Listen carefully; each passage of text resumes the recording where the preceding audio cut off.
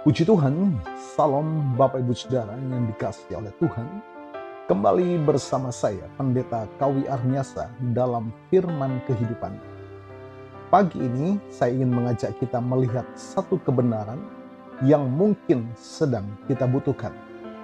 Tema renungan kita pagi ini adalah datang mendekat dan mendengar lebih baik dari korban. Kita akan baca dalam Pengkhotbah 4 ayat 17. Jagalah langkahmu apabila engkau berjalan ke rumah Allah. Datang mendekat untuk mendengar adalah lebih baik daripada mempersembahkan korban yang dilakukan oleh orang-orang bodoh, karena mereka tidak tahu bahwa mereka berbuat jahat. Bapak Ibu Saudara, setiap hari Minggu seperti hari ini, jutaan orang berbondong-bondong melangkahkan kaki menuju rumah Tuhan, menuju gereja. Kita mengenakan pakaian terbaik, membawa persembahan, bernyanyi dengan penuh semangat, dan terlibat dalam berbagai pelayanan. Namun, kitab Pengkhotbah memberikan sebuah peringatan yang tajam sekaligus mendalam. Bagaimana sikap hati kita saat melangkah masuk ke dalam rumah Tuhan? Salomo mengingatkan kita bahwa ibadah bukan sekedar tentang performa lahiriah atau rutinitas agama, melainkan tentang relasi dan ketundukan hati kepada Tuhan. Kalimat jagalah langkahmu mengindikasikan sebuah kesengajaan dan kesadaran yang penuh. Ketika kita datang beribadah, kita sedang menghadap Raja di atas segala raja, Allah yang Maha Kudus. Katakan amin. Seringkali kita terjebak dalam rutinitas, datang ke gereja hanya karena memang sudah hari Minggu, tanpa ada rasa gentar, tanpa ada rasa kerinduan atau persiapan hati. Menjaga langkah berarti merapikan batin kita, hati kita, sebelum memasuki persekutuan. Melepaskan kesombongan, kelelahan, dan gangguan duniawi. Bapak Ibu Saudara, mendekat untuk mendengar itu berarti hati yang mau diajar. Dalam tradisi Alkitab, mendengar atau sama dalam bahasa Ibrani tidak sekedar menangkap suara dengan telinga kita, melainkan mendengar yang disertai ketaatan. Mengapa mendengar lebih baik dari mempersembahkan korban? Korban tanpa ketaatan adalah kebodohan. Firman Tuhan menuliskan demikian. Orang dapat memberi persembahan besar, bernyanyi paling keras, atau melayani paling sibuk. Tetapi jika hatinya keras dan hidupnya tidak mau dituntun oleh firman, itu adalah ibadah yang sia-sia, ibadah yang bodoh, katakan firman. Mendekat berarti membangun intimasi. Allah tidak kekurangan persembahan materi atau kegiatan kita.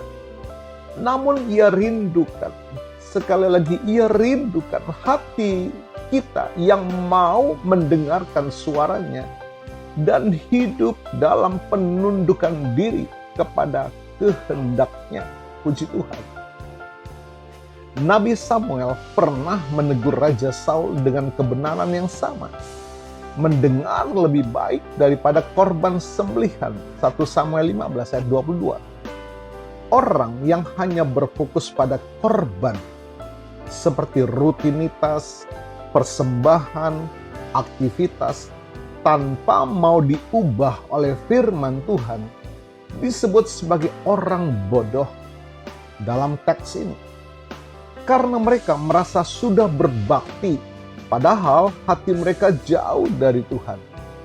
Mari Bapak Ibu Saudara, saat kita duduk di bangku gereja pagi ini atau sepanjang hari ini, mengikuti ibadah, mari kita mau katakan kepada diri kita,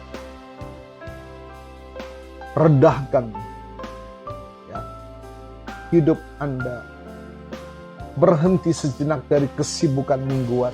Kita datang kepada Allah yang kudus, minta hati yang taat. Berdoalah, Tuhan bicara kepada hatiku hari ini. Aku tidak hanya ingin menjadi pendengar yang berlalu, tetapi pelaku firman. Utamakanlah penundukan diri. Biarlah persembahan dan pujian yang kita naikkan keluar dari hati yang sudah terlebih dahulu tunduk dan mendengar suaranya. Puji Tuhan, diberkati ibadah kita sepanjang hari ini. Puji Tuhan, mari kita berdoa. Bapa, Allah kami, Allah yang Maha Kudus, pagi ini kami akan melangkah masuk ke dalam rumah Tuhan dengan rasa hormat dan gentar. Ampuni kami jika selama ini kami sering beribadah hanya sebagai rutinitas dan membawa korban tanpa hati yang mau mendengar. Rendahkanlah hati kami hari ini Bapa. Bukalah telinga rohani kami agar kami dapat menangkap pesan firman Tuhan. Dan beri kami keberanian, kemampuan, kekuatan untuk melangkah dalam ketaatan.